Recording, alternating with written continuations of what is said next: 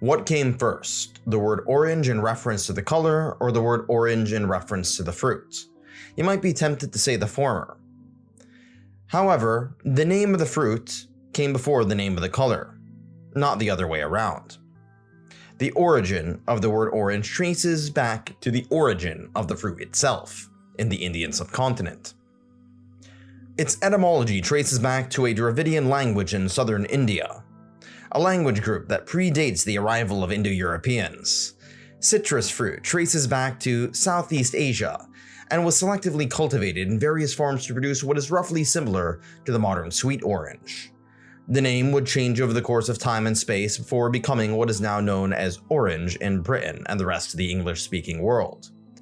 You might have heard that there are etymological similarities of various Indo-European languages, including English, German, Greek, Farsi, and Hindi, dating back to a language we now know as Proto-Indo-European, based on the Eurasian steppe of what is now Ukraine and parts of Russia. This is true, but the source of the word orange is different.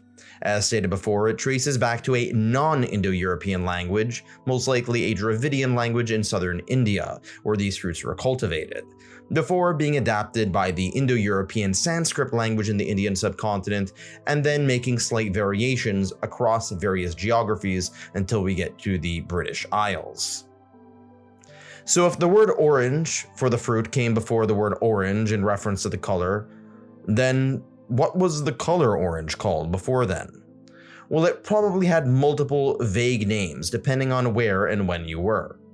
Oftentimes called red or red-yellow, given that orange pigments are made by combining red and yellow. Usually, the first two colors have words attributed to them in any language are black and white, which makes sense given the light and dark. Then comes red, which makes sense given the color of blood. Then comes either green or yellow due to the vegetation and the sun. After green and yellow, you get a word for blue, given the sea and sky. And then you get brown for dirt. All languages which have words for red and yellow have words for orange, but not the other way around. Perhaps this is due to orange's relative rarity, as it blurs the lines between red and yellow. For example, ají amarillo, which I'm mispronouncing, is a Peruvian pepper that translates into yellow pepper, even though it's orange. The most notable example of this blurriness between red and yellow is fire, which obviously played an essential role in early man's history and continues to do to this day. Fire is usually associated with the color red. However, red fires by and large are not that hot compared to other fires, usually being well under 1000 degrees Celsius. Orange fires, on the other hand, usually are 1000 to 1500 degrees Celsius. It's strange how we view orange as less extreme than red on many charts, even though orange flames are actually hotter. Orange is also a color of transition. It's unsurprising given that this color is not only between red and yellow, but also is the color of autumn, between summer and winter. People living in temperate climates are more accustomed to the color orange for this reason. As the weather gets colder around October in the northern hemisphere, the leaves of deciduous trees transform from green to orange before falling down. This creates spectacular vistas of bright colors throughout the fall in a variety of temperate forested biomes. The transitional nature of orange can be seen with the harvest, as farmers collect as much food as possible to prepare for the winter.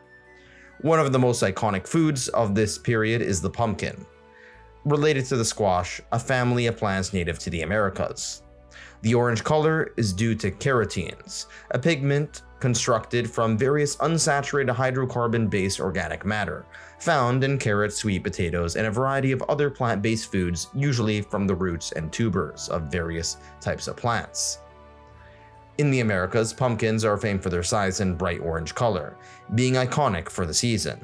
And speaking of the season, the transition from summer to winter, which is autumn, is oftentimes associated with melancholy, which is a pretentious term to refer to depression and pessimism, not something you associate with the bright color of orange.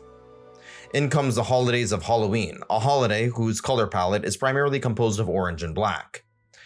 The orange is a product of the falling leaves in the pumpkin, tracing its origins to Celtic pre-Christian Ireland under the holiday known as Samhain, the origins of the jack-o'-lantern, where turnip carvings were used by the Irish before the Irish potato famine. However, as these Irish immigrants migrated to the US, many of them adopted the pumpkin to turn into jack-o'-lanterns.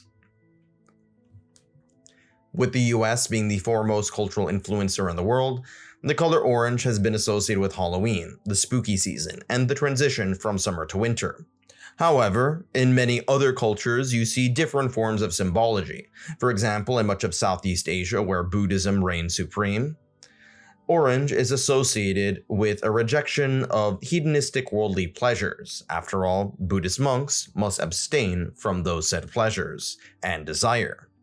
In Europe, the color orange is associated with right-of-center Christian Democratic parties. However, in Canada, the left-of-center and New Social Democrats have orange as their official color. Sometimes, after all, the color choice is arbitrary. In the Netherlands, orange plays an important role in their national identity, as the current royal family is known as the House of Orange. Now you know why their football teams wear orange. Overall, orange will always play a secondary role in the world of color, coming second, third, fourth, fifth, or sixth compared to red, blue, black, white, and even yellow. But nonetheless, we can all agree that it looks cooler than the color gray. Thanks for watching.